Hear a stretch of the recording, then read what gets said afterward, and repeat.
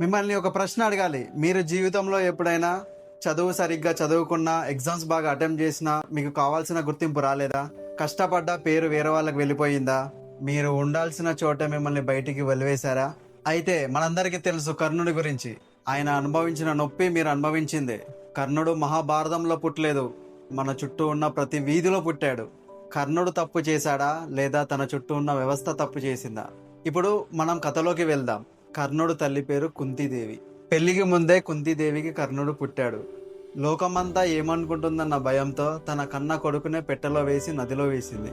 ఒక్కరోజు కూడా తన అమ్మ ఒళ్ళో పడుకోలేదు. ఒక్కరోజు కూడా తన తల్లి జోలపాటతో తన నిద్రపోలేదు. రథసారథి అతిరథుడు అతన్ని చేరదీశాడు, ప్రేమగా పెంచాడు. కానీ లోకానికి కర్ణుడు ఒక రథసారథి కొడుకు మాత్రమే. ఇది అతని తప్ప, అతని చుట్టూ ఉన్న వ్యవస్థ తప్ప? పుట్టుక మనం ఎంచుకోలేము, కానీ లోకం మన పుట్టుక బట్టే విలువ చేస్తుంది.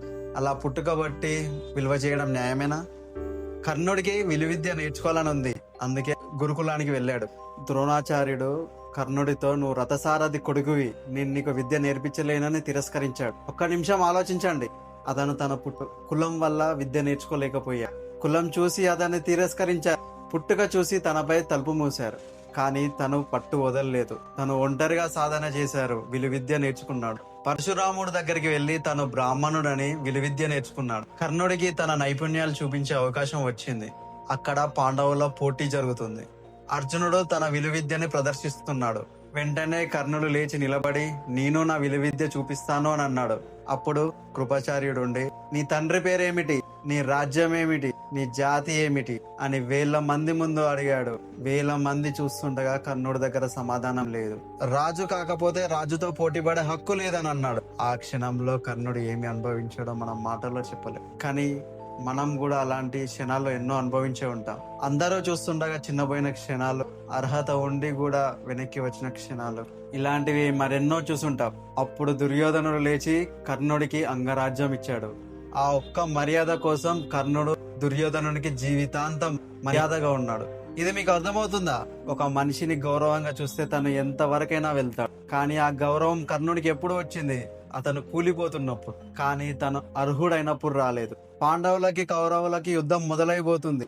అతని కన్న తల్లి కుంతీదేవి, అతన్ని నదిలో వదిలేసిన కన్న తల్లి అతని దగ్గరికి వచ్చి నాయనా అని పిలిచింది. కర్ణుడు ఒక్క క్షణం ఆగిపోయాడు. జీవితమంతా వినాల్సిన ఆ పిలుపు చివరి క్షణాల్లో వినిపించింది. నా 5 కుమారులు పాండవులను చంపాకని కర్ణుడిని అడిగింది కుంతీదేవి. తల్లి అలా అడగగానే గతాన్ని తవ్వలేదు, చిరునవ్వు నవ్వాడు. అమ్మా, అర్జున్ని తప్ప మిగతా 4 నేను చంపను. అప్పుడు కూడా నీకు 5 పాండవులు ఉంటారు. అర్జునుడు చచ్చిపోతే నేను బతుకుతా, నేను చచ్చిపోతే అర్జునుడు బతుకుతా. ఇలా నీకు 5 కొడుకులు మిగిలిపోతారని చెప్పి యుద్ధానికి బయలుదేరుతాడు. ఇది కర్ణుడు తప్ప?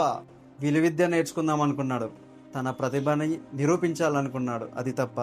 అతనికి మర్యాద ఇచ్చిన వాళ్ళకి నమ్మకంగా ఉన్నాడు. ఇది తప్ప? తల్లి మాట పాటించాడు. ఇది తప్ప? కర్ణుడు తప్పు చేయలేదు, కానీ తప్పుడు చేసే వ్యవస్థ చుట్టూ పుట్టాడు. కులం అడిగిన వ్యవస్థ, పుట్టుక చూసిన వ్యవస్థ. ఆ వ్యవస్థని ఇప్పటికీ మనం మోస్తున్నాం. పని చేసే చోట అతనికి తెలిసిన వాళ్ళు పైవాళ్ళు, అందుకే అతను పైకి వస్తున్నాడు. చదువు చదివే చోట అతనికి డబ్బుంది, అందుకే అన్నీ వస్తున్నాయి. సమాజంలో నువ్వు ఏ ఇంట్లో పుట్టావన్నదే ముఖ్యం. కర్ణుడు 1000 సంవత్సరాల కిందట ఎదుర్కొంది ఈ రోజు మనం ఎదుర్కొంటున్నాం. అతను మారలేదు, మన వ్యవస్థ మారలేదు. కర్ణుడి జీవితంలో నుంచి మనం నేర్చుకోవాల్సింది ఏమిటంటే, మొదటిది నేర్పు. వ్యవస్థ మొత్తం నిన్ను వద్దన్నా, నీ సాధన మాత్రం ఆపకు. ఎలా అయితే కర్ణుడు ద్రోణాచార్యుడు వద్దన్నాడని తన విలువిద్య ఆపలేదు చూడు, అలా ఒంటరిగానే నేర్చుకున్నాడు. రెండవ నేర్పు, నీకు అవకాశం ఇచ్చిన వాడే నీకు నిజమైన నేస్తం. దుర్యోధనుడు మంచివాడు కాదు, కానీ కర్ణుని మాత్రం చులకనగా చూడలేదు. నీ జీవితంలో ఒక్క మనిషిని మాత్రం జీవితాంతం గుర్తుపెట్టుకో. మూడవ నేర్పు, అమ్మ మాటకి ఆఖరి క్షణంలో అయినా విలువ ఉంది.